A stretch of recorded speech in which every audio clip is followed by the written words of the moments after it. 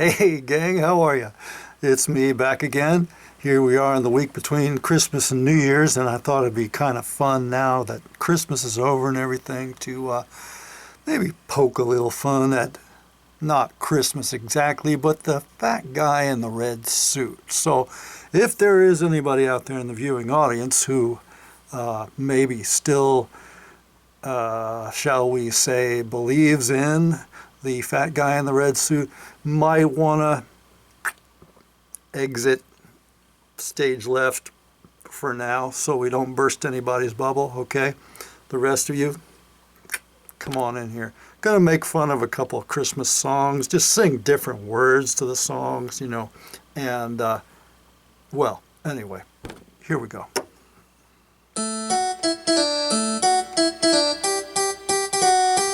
I don't like that sound. That's better.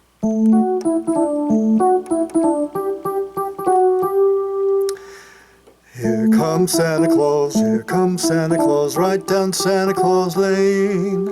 Here comes Santa Claus, he is quite insane.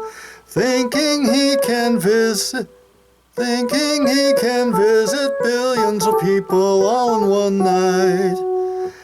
Add to that reindeer don't fly, his hat's probably on too tight. So, here we go, verse 2. Lights are hazy, Santa's crazy, all is scary and bright. Guard the stairs and say your prayers, 'cause Santa's coming tonight. He's got some bags filled with toys for all the good children's sake. I calculate that he'll need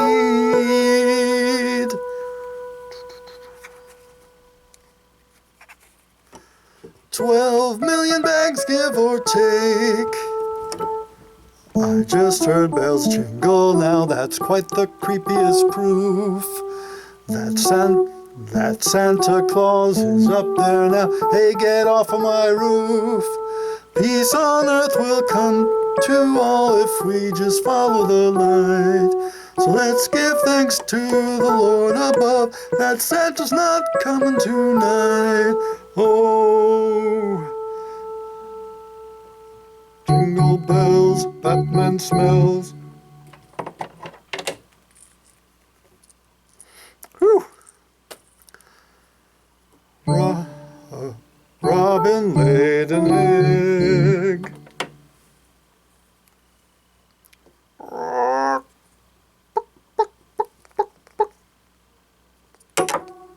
Oh, that's gonna hurt. The Batmobile just lost the Batmobile just lost a wheel. Actually, it lost its whole undercarriage.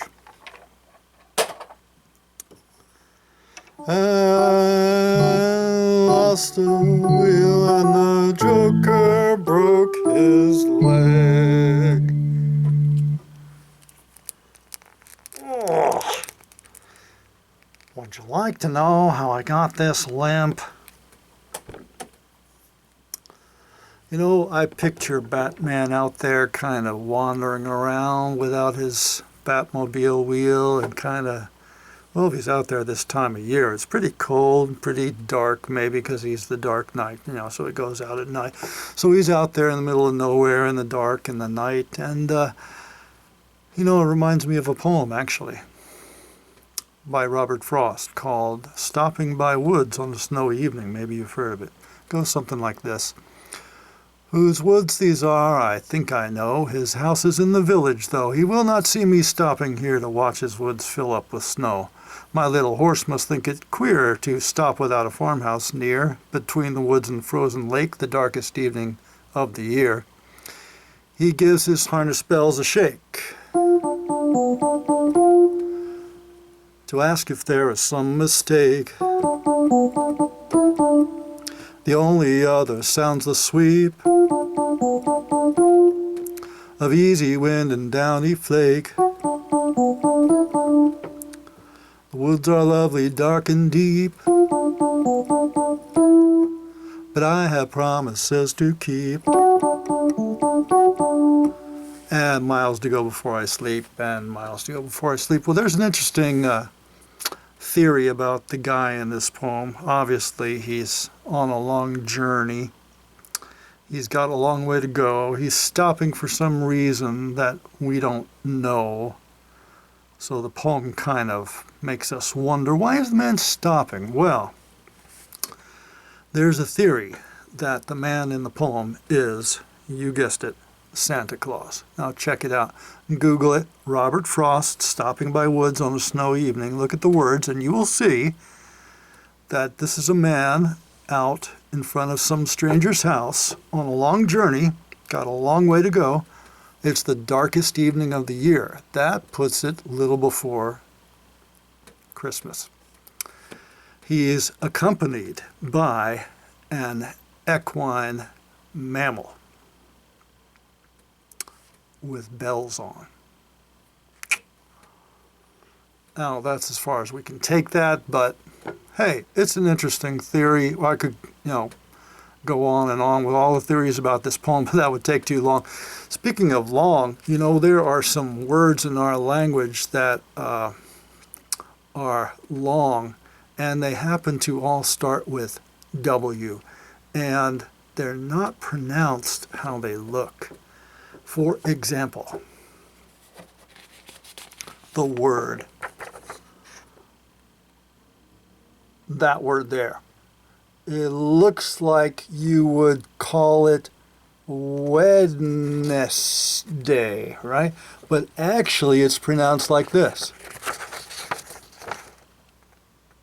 Yeah, I know. Weird, right? Here's another one. Look at this word. It looks like it'd be pronounced like Worcestershire or something like that. But actually, it's not pronounced at all that way. In fact, it's very easy to say. That's how you say that. Yeah. And one more Christmas word. Yeah. How on earth do you say that? It looks like when Santa Claus or when is Santa Claus coming or something. But it's actually pronounced, again, very differently and very easy. That's actually how you say that. Yeah. So there's a Christmas carol about Good King Wesley. And let's check it out right now.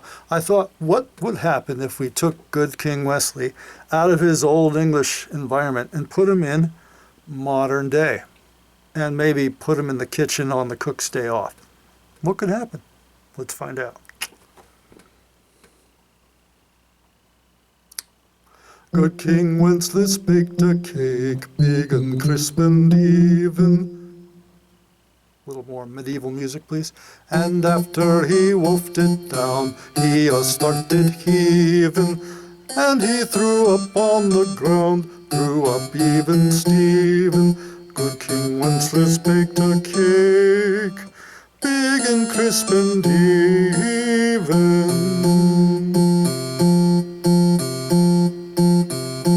Good King Wenceslas had his cook order them some pizza.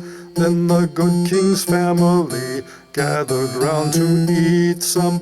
Brightly shone their TV set like some sparkling jewel. And then Doctor Who came on. It was pretty cool.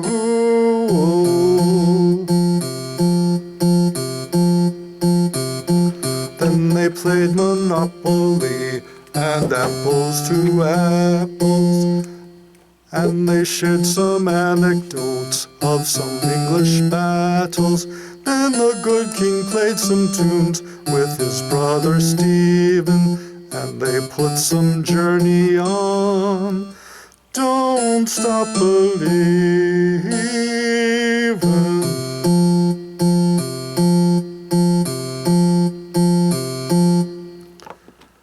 Don't stop believing. Yes.